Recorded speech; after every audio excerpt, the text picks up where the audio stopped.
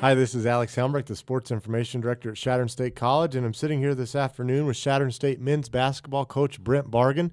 The Eagles had a very successful weekend here at Shattern, earning an 83-58 victory over Western State, and then following that with an 80-67 victory over Colorado Mesa. That was the third win for the Eagles in a row, and actually they have a nice little streak here going now. They've won 6 of their last 8 games. Both of the games this weekend that they defeated were from traditional RMAC West Division opponents, but they're also two teams who defeated the Eagles early in the season. So I know that Coach Bargan was happy to get the revenge there against the two teams. But Coach, talk a little bit about your team first of all. You guys have won 6 of 8 in a row, or excuse me, 6 of 8, 3 in a row. What has changed for you? Well, I think a couple of things. Our role definition and getting a rhythm as a group and as a team has been better. And then, playing people at home has obviously helped. We had so many road games. We have been 2-2 on our last 2 road trips, which has helped. And, I think we're playing a little harder. We're being a little bit more efficient offensively. And we play with good energy at home. And so hopefully, those things can continue to grow and continue to get better. I think we've got guys, we're at 3 guys at double figures and a guy at 9. And so we're able to spread it around a little bit. And we're fairly potent offensively when we execute and when we're efficient. And defensively, particularly last week, I thought we did a great job of defending. The Eagles are currently 8-13 overall, 8-9 in the Rocky Mountain Athletic Conference. If the playoffs began today, there's still 5 games that are remaining, basically 3 weekends in effect for the Rocky Mountain Athletic Conference. But if the playoffs began today, the Eagles would be in there. Certainly a position that you guys have been working for ever since you took the job when you got here. So definitely kudos to you for that. Coach, beginning with the game against Western State, it really was a contest that didn't really start out that great, but the Eagles definitely poured it on. You guys led 34-22 at the halftime, and then just kind of kept your foot to the pedal there, outscoring the Mountaineers by 13 in the second half. Well, it took us a little while, I think, to get into an offensive rhythm. We didn't execute particularly well in the first half, didn't shoot all that well at 44% from the field and 20 from the three-point line. But in the second half, I thought we picked it up and played a little bit better and shot 54% in the second half, did a great job of getting to the rim. We were 6 of 19 from the foul line, so we did a great job of knocking down free throws and executing at that level. And we did some nice things. We out-rebounded them. We out-free-throwed them. We had fewer turnovers, and we were under our turnover average, so I thought we did a decent job. Those 2 teams this last weekend, as we mentioned last week, were 2 of the better teams on paper defensively in points allowed, field goal percentage allowed, and three-point percentage allowed, and I thought we did a great job of scoring. I think at 83 in one game and 80 in the other, and that was far above what those 2 teams had been giving up on the season. And as Coach mentioned, the Eagles shot just a shade over 49% against Western State and then shot 52% against Colorado Mesa. It's actually the 3rd game in a row where Shattern State has been kind of hovering right there towards that 50% mark. As Coach mentioned, the Eagles did shoot, though, very well and also did a nice job defensively. A lot of Western State's points kind of came on cheap putbacks. Charles Joseph finished with a game-high 19 points, had 12 rebounds. 6 of his boards, though, were on the offensive glass, and those all resulted in points. The Mountaineers did have 21 offensive rebounds. As Coach mentioned, got a lot of production from a lot of different players. 5 players finished in double figures, led by 13 with Tim McDavid, who had a really nice game coming off the bench for Shattern State. And in all, 11 players scored. So you got to be happy with that sort of production. Well, and you look at the balance of the production. You mentioned Tim at 13 and Chris Curtis is at 12, and then we got 3 guys at 10, Kevin and Kyle Vinich and Christian McGee. And so that's without Mawala being in a double figures, who's averaging 13 a game and is our second leading scorer. So he only took 6 shots and didn't get to the foul line, which is highly abnormal for him because generally he's about 6 to 8 shots a game and he's probably getting to the line at least 8 times. So he didn't get fouled and didn't get put on the line, but those guys did a nice job. So it's kind of difficult to defend when you've got a wide variety of guys scoring from a number of different positions, and very balanced offense, which was great to see. I was really proud of us. Defensively, Sam and Christian did a great job on Waylon Towns, who I think is a very good point guard. He was leading them in assists. He's one of the better point guards in the conference, in my opinion, and they didn't give him an assist. He was 2 of 10 from the floor, had 6 points, and didn't have an assist on the game. I thought those two point guards did an outstanding job on him. And then Alex Hart, Kendrick Holloman and Kyle Vinich, those two guys did a great job on him. He had 17 against us the first time. They held him to half of his average and 1 of 8 shooting. And so those 4 guys in particular, did a great job of defending.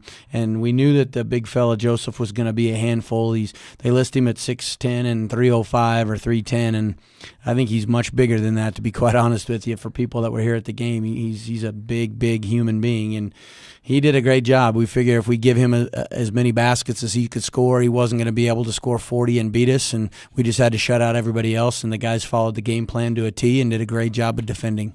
The Eagles followed that up with a very nice 80-67 victory over Colorado Mesa. That avenged an earlier season loss to Shattern State. That was 76-70 decision for Colorado Mesa there in Grand Junction. I've talked to Coach a couple times throughout the season, and he really felt like that was a game that Shattern State had put itself in a position to win, although it just didn't happen for you that day. But things certainly fell into place for you on Saturday. Well, the thing about going to Mesa is I think they shot 40-some free throws. They shoot a crazy amount of free throws at home, almost double what they do on the road, and that was a huge part to what happened in that game. I think they went to the line 40-some times, and they beat us by 6 points. And Coach Heaps does a great job with that program, and they're very tough-minded kids, big physical kids, and we were disappointed with not winning on the road there because I thought we played well enough to win at Mesa. So getting a win at home and playing well at home was a good thing, and I thought we did a great job again in defending. We held them about 4 offensive rebounds under their average. We turned the ball we only turned it over 11 times. Shot 52% from the floor and 50% from the free throw or from the 3-point line, and I thought we did a great job of scoring 80 points on back-to-back weekends again against 2 teams that are on paper are 2 of the better defensive teams in the conference. We kind of beat up those statistics on this particular weekend, and it was great for our kids to answer the challenge of their strong defense with executing offensively and good shot selection. I thought we took care of the ball well, and we were awfully efficient offensively. Mesa had entered the game, and they actually still have a winning record. They were 11-9 coming in to Shattern State, and they were 9-7 in the Rocky Mountain Athletic Conference. They'd lost the night before to the University of Nebraska Kearney. But, Coach, it was kind of one of those games. To me, it really felt closer than the final score indicated. Colorado Mesa would make a little run and kind of get it down to a couple possessions. But then to your guys' credit, they did a nice job of just kind of extending the game, so to speak, by hitting timely free throws. Moala Tatua getting a rebound and then getting a steal and a charge call late in the second half. Just doing the small things that really successful teams and really successful programs always seem to do down the stretch. I'm sure you were happy to see that. Well, again, we're awfully efficient at 52% from the floor and 50% from the 3, and we outshoot them. For once, we actually we made more free throws than they shot. We guarded them differently than what we've guarded them in the past. We gave them a great deal of space and made baskets over the top of us, and they have made the fewest 3-point baskets of anybody in the conference, which allowed us to not guard the 3-point line quite as well and take away some of their big inside interior people. And you look at Sam Hines goes 8 for 9 from the foul line down the stretch. Mo goes 2 for 2 and makes a couple. Kendrick Holloman was 5 of 6 from the foul line. So, we had guys step up and make big free throws down the stretch, which allowed us to kind of create some separation or at least maintain separation throughout for the most of the game. I don't think that we ever trailed in the second half against Mesa. I think we had the lead the entire second half and most of the first. I think their biggest lead was 2 points about 13 minutes into the game or 7 minutes into the game. So, I thought we jumped out on them and we did a good job of containing tempo, and I thought our kids played well. And again, for the second night in a row, we were awfully efficient offensively. As Coach mentioned, 10 players finished in double figures. 3 of them had 10 players scored for Shattern State. 3 were in double figures.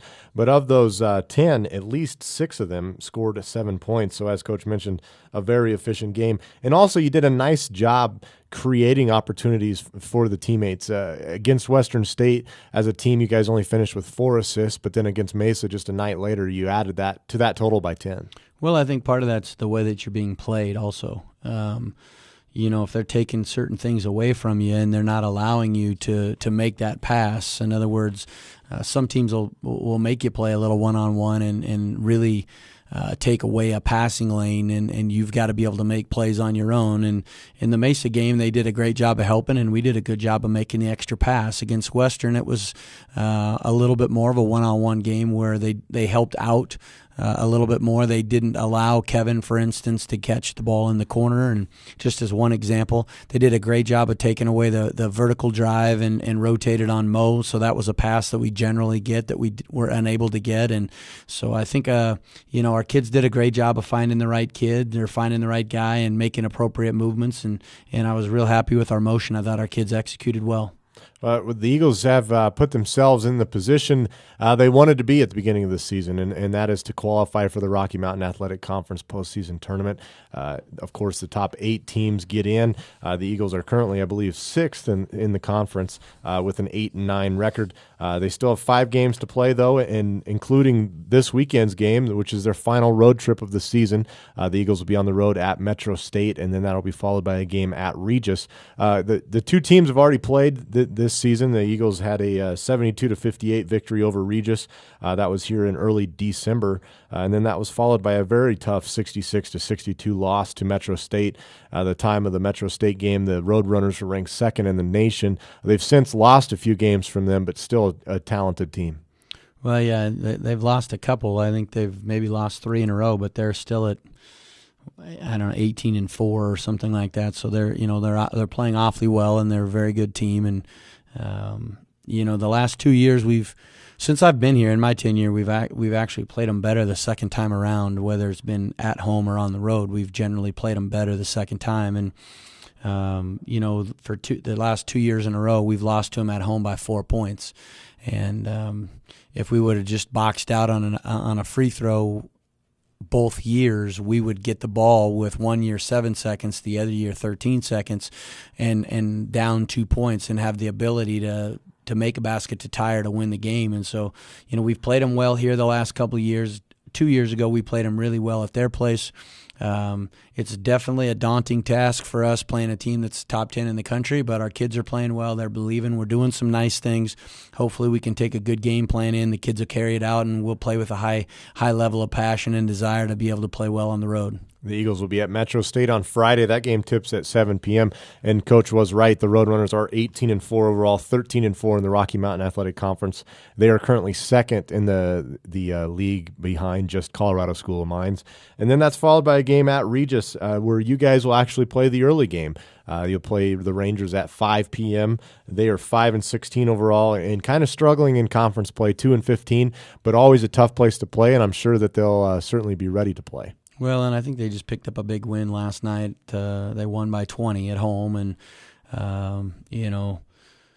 Coach does a great job with them, and I know they're a tough-minded group, and it is a tough place to play, and it will be a little bit different for us playing at 7 o'clock one night, turn around and playing at 5 o'clock the next, and being the first game versus the second game, and so there'll be some changes that we're not used to that maybe they are playing at home, and so we've got to be able to find a way to get on the road and get a split at least if we can. You want to win as many as you can, obviously, but if we can at least get a split on the road, you're usually in pretty good shape for trying to make that tournament. And we're going in Friday's game with guns blazing and do everything we can to attempt to win the game, and then we'll take a break a few hours and try to turn around and play well again on Saturday. And the last couple of weekends that we've played on the road, we've not played well on Friday and played real well on Saturday, so we've got to try to get that thing rectified and play well for 2 nights in a row, hopefully. All right, Coach. Well, best of luck to you on your final regular season road trip of the season, and then when you guys get back, you'll be looking forward to the next 3 home games at Armstrong Gymnasium. Well, we've had good crowds. I thought last weekend we had good crowds, and we're if we can play well this weekend, we would be on the verge of doing something that the program hasn't done in a number of years, which would be make the conference tournament. And I hope that that we can continue to get the support that we've gotten from the community, and we've got a bunch of great kids that I think is an exciting style of play, and hopefully everybody will come out and support us, because those 3 final games could be dictating whether we're in or out of the conference tournament or trying to get us situated into a seed. So every one of those games is important, and we'll look forward to seeing you next week. All right. Thanks a lot, Coach. Thanks.